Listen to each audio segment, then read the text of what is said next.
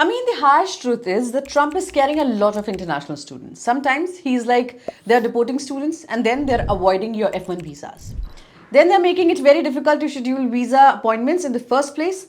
So I think the signal is clear that US is not welcoming or looking very welcoming to international students right now. So if you're somebody who doesn't want to leave their destiny hanging on US policies, then I completely understand, and maybe you want to look at what are some good alternatives out there. Right. So this video is about that. I want to talk about what are some of the best alternatives to the US if you want to study abroad in 2026 or beyond. But another fact is that there is no perfect destination. There's no single country that ticks all the boxes, to be honest. Right.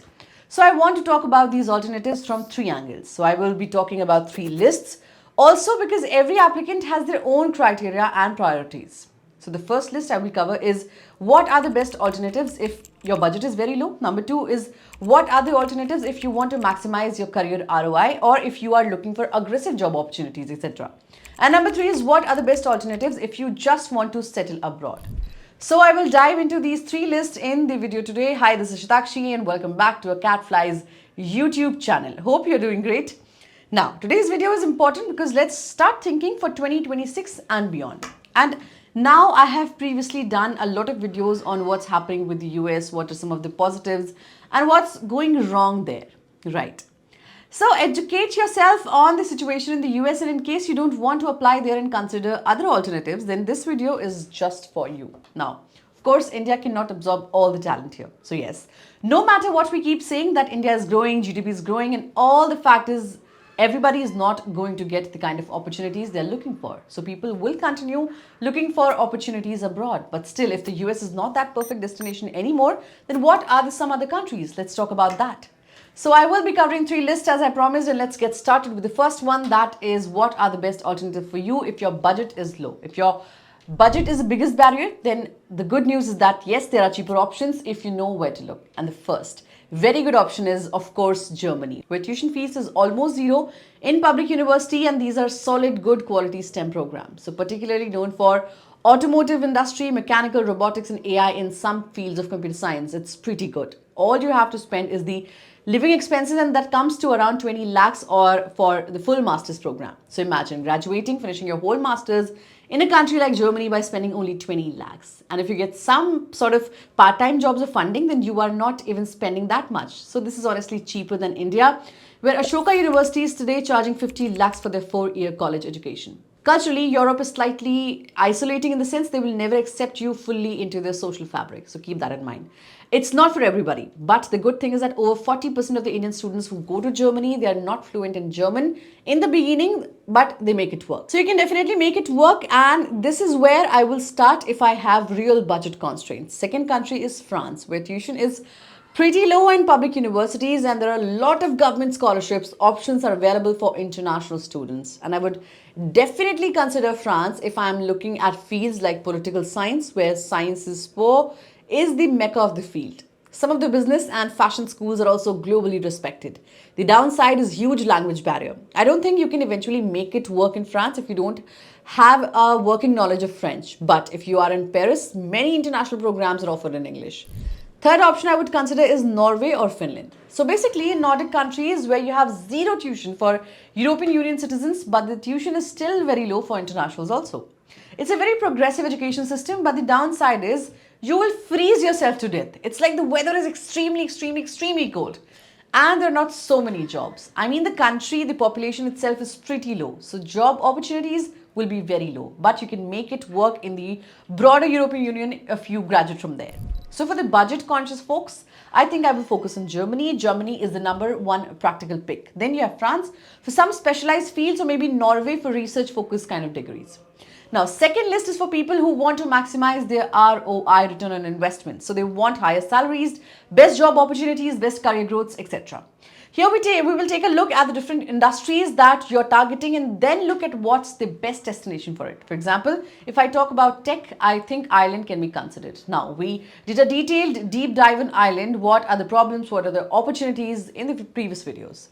Definitely check it out. But still, for STEM field, for the tech fields, Ireland can be promising destination because Dublin is sometimes even dubbed as Europe's mini Silicon Valley because all major tech giants have offices there like Google, Meta, and Apple. It is English speaking and it is fast growing economy overall. Bonus is also that you can get 2 year stay back visa after your masters. But the downside is that there's a huge housing shortage. There's an inflation and it's overall not that cheap. So it comes out pretty expensive in the end, but still I think for tech careers, especially if you have some work experience, you can consider targeting Ireland.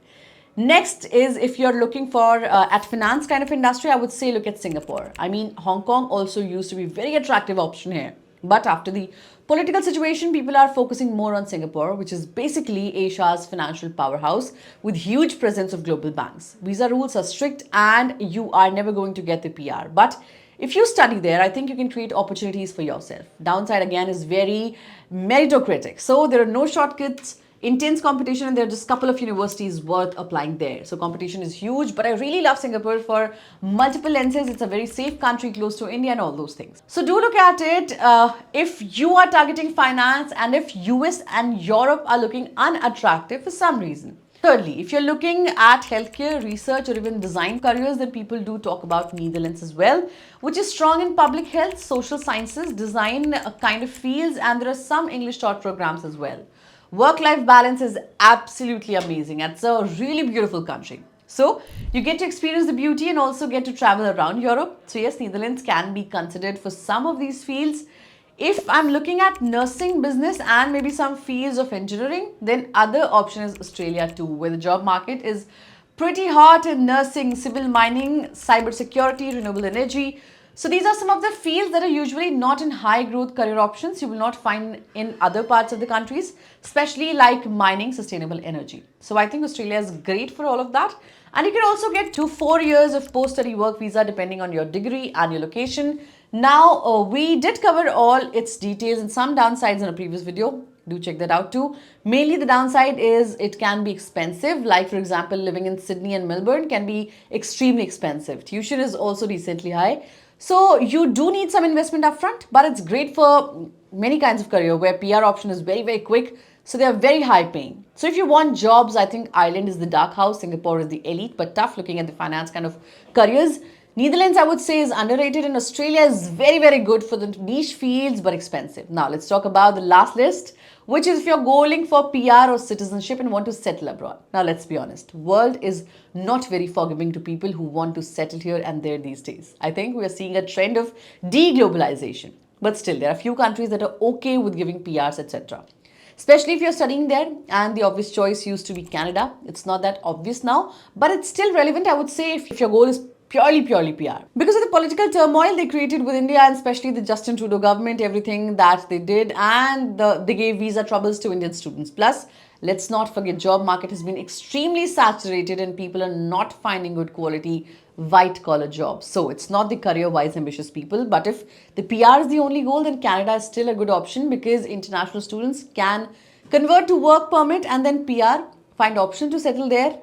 Second country would be Australia, where I would say it's one of the easier PR rules among the developed nation. It gives you long stay back periods and also regional campuses depending on where you're studying and all. And they can give you faster PR points. So the system is slightly complicated, but I think it's still generous. So do check that out. Downside is, of course, you have to work in maybe regional or less glamorous areas where you can optimize for your occupation, etc. Third country is New Zealand. Now, very friendly, very, very beautiful, small streamlined PR system, great for teaching, healthcare and hospitality kind of industries. But of course, I mean, that's all. I mean, you don't really consider New Zealand if you want to think of studying, education or career prospects. So job options are limited, salaries are quite lower because people optimize for work-life balance there, not for fast career growth. And then there is Germany once again, where good PR options open up after 2 years of working there. So it's very good for engineers, STEM kind of focus, where you do see good career prospects in Germany and European Union. So for long-term settlement, we are looking at Canada, Australia and Germany. So if I have to recap, if you are very, very budget conscious, look at Germany and Nordic countries. If you're very, very career oriented, want high growth options, then look at Ireland or tech, Singapore for finance and Australia for some niche fields, and settling abroad is a better bet in Canada, Australia and Germany. As you can see, There's no one size fits all option here. So if you have to know your goals and then pick the country that matches your target, your career goals accordingly. Don't just blindly follow what is working out for your friend, what your cousin did 5 years ago, because world is very different and your requirements are also very different. So understand who you are, what you're looking for, and then optimize accordingly. Alright guys, so if you found this video helpful, then please don't forget to like and subscribe. It really matters to us. Do drop a comment and tell me which country are you seriously considering in 2026 and why. I would really love to know what people are thinking these days. Alright guys, so I will see you in the next video. Thanks for watching. Until then, stay safe and take care.